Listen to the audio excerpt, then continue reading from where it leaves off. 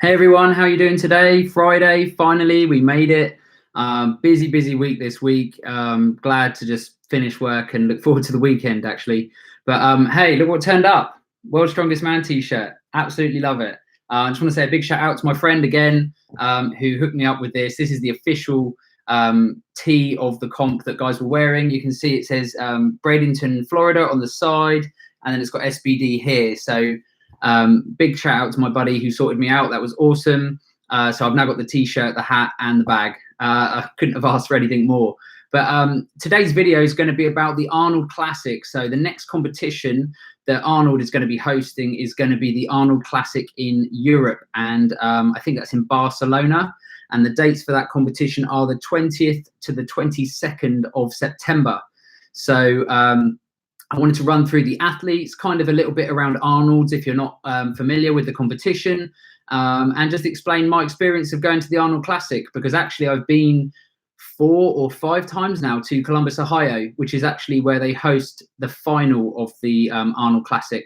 So what you find out is that there's a qualifying route. So generally, every year in Columbus, Ohio, they have the Arnold Amateur Strongman Corporation kind of finals. So if you live in America, if you've done the nationals and the regional competitions and you win, or you place high enough or you gain enough points, then you get an invitation to the Arnold Amateur at the Arnold Classic in Ohio. It's a bit of a sort of difficult way to explain it, but whoever wins the amateur show basically turns pro. And that way they get to compete with the professionals the following year on the big stage, on the Arnold Classic Ohio stage. So that's really important. So if you're an amateur athlete and you're looking to turn pro, or you want to compete at the Arnold Classic in Columbus, Ohio, you need to compete in the amateur shows run by Dion Masters around America. And if you're not in America, I believe there are other strongman corporations set up in other countries so that you can qualify and go through that route. Now, alternatively, if you're already a pro strongman and you haven't obviously gone through that route, then I would suggest contacting Dion Masters if you're looking to get into Arnold's. The reason why I say this is one of the athletes actually going to the Arnold Classic Europe is Aaron Page, and he's a friend of mine. He lives down the road. He's from England. And I sent a brief message to Dion just saying, hey, here's a great strongman. He's competed at, Giants Live events. This is his list of lifts, log press, deadlift. She was clearly impressed and has actually added him to the list. So really, really happy I was able to help out Aaron. Congratulations. I really wish you the best of luck. But I just wanted to run through the athletes for the Arnold Classic in Europe. There's also an Arnold's in South America, Australia, and Africa. And those, like I say, if you go to those shows and you win those shows, that's what gets you to that final 10 in Columbus, Ohio, where the winner takes over $70,000 in prize money. So next up is Arnold Europe. Athletes are Nedzmin Amberskovic of Bosnia. We have Maxine Boudreau of Canada, Anthony Furman from the United States, Kim Gerhardt from Sweden, Martins Lisis from United States. We have Brad Neitzel from United States. That's a new name. I don't know of Brad, so we'll be very interested to see how he gets on. Aaron Page from Great Britain. Good luck to Aaron. Jimmy Paquette from Canada. We have Jerry Pritchett from United States, Brian Shaw from the United States, and Ivars Smokstelis from Latvia. So interestingly, there's actually 5 athletes competing at this particular qualifier from the United States. So, just interested, not sure what the reasons are, why there isn't a better mix of guys from other countries. Maybe they've already qualified. I know that Alexei Novikov has won 2 of these, I believe, the qualifiers. So he's definitely banked his place for the Ohio final. But that's the list of athletes. And I just wanted to follow on with the list of events for this particular show. So they're going to start off with a log clean and press. That's 180 kilos. So I'm assuming that's for reps because it doesn't say for max. They're then going to go into a super yoke walk. So that's the frame that they carry on their backs, and it's usually for a distance of sort of 15 to 20 meters, sometimes with a turn, depends on the weights. And that's for 455 kilos or 1,003 pounds. So that's a good weight, especially for sort of a qualifier for the big Ohio final. After that, they go into a frame carry, 400 kilos, or 881 pounds with no straps. So this is a real test of grip. This is how it really should be. Lots of people do deadlifts or frame carries with straps. It allows you to go heavier and helps save your grip for other events. But because this is a one-day show, and there's only a handful of events, they're making it a true test of grip strength. So who can actually hold on the longest and actually go the distance in the quickest time possible. After that event, they've got a deadlift for reps. That's a nice 365 kilos or 805 pounds.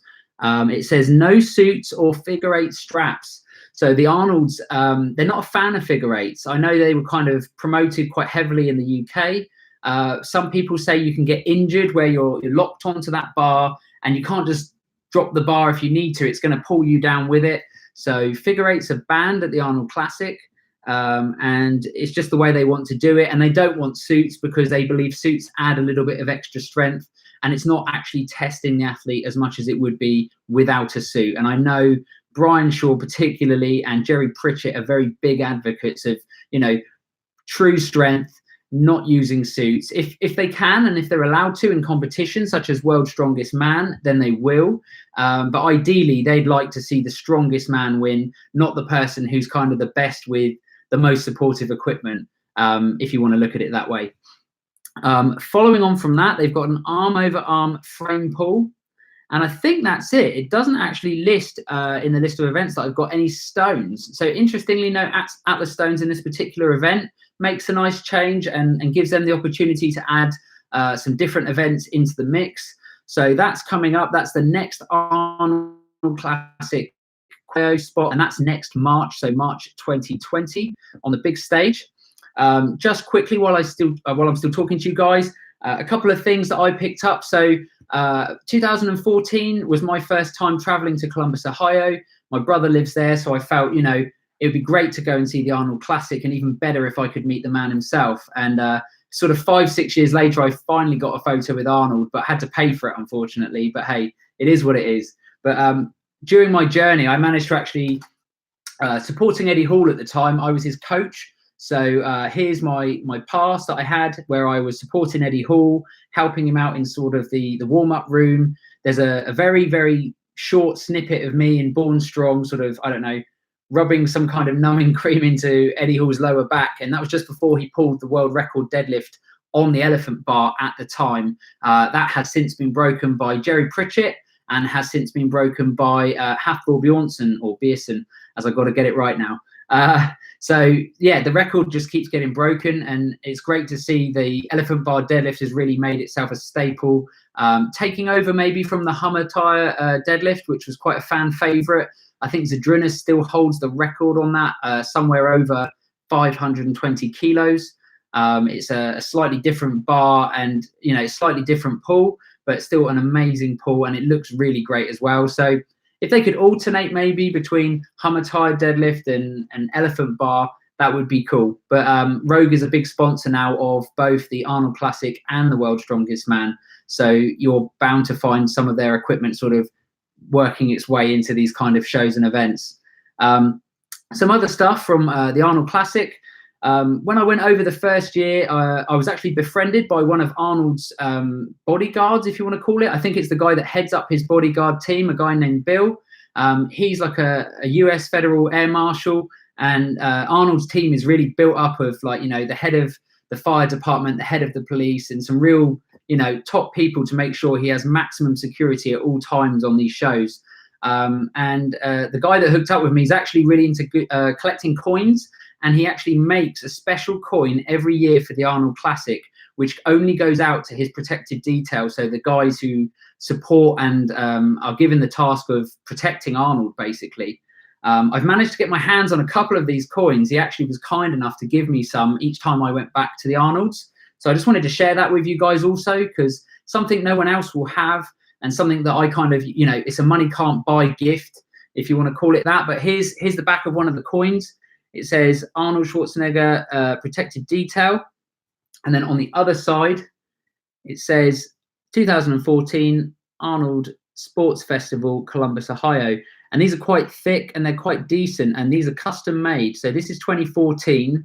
I actually went to the Arnold's in 14, 15, 16 and 17. I didn't go in 18. I just decided to have a year off and went again this year. But I didn't manage to get all the coins. So here's a look at the Arnold Classic 2016 coin, commemorative coin. So Arnold will have one of these, and every one of the guys that look after him will have one of these coins also. And the best one possibly is 2019. I think my friend Bill did a really great job of customizing this and coming up with a different idea. The backs are generally the same. So they've got a picture of Arnold on there, but it is really nice to have these. And as someone who enjoys strongman, enjoys, I love Arnold. Just behind me here, you can see that's the poster from the first ever Arnold Classic, which was from 1989. I picked that up the first time I went to the Arnold Classic. It just felt like a nice like memento or souvenir to remind me of the show. So what with that and sort of things like this, it's kind of what I like collecting, being a fan of the sport. But I just thought I'd do a really quick video tonight. There's not really much else happening. I know that we spoke previously about other shows coming up, like UK Strongest Man in England. And next year, Giants Live are doing the Strongman Classic at the Royal Albert Hall. But what I'll try and do is when I do these videos, try and sort of talk about the next competition and what's involved, which athletes are competing and what events are taking place. But anyway, hope you guys had a great weekend, or you will have a great weekend. It's been a busy week, lots of work today. So looking forward to chilling out and, catching up on what the other guys have been doing, because there's some new videos dropping from Hathor, Martins, Brian Shaw, Eddie Hall. We're sport for choice now. Even the Stoltman brothers have got a YouTube channel as well. So if you don't follow them already, check them out. But yeah, I hope you guys have a great weekend. Looking forward to it, and I'll catch you guys later. Speak to you soon. Bye.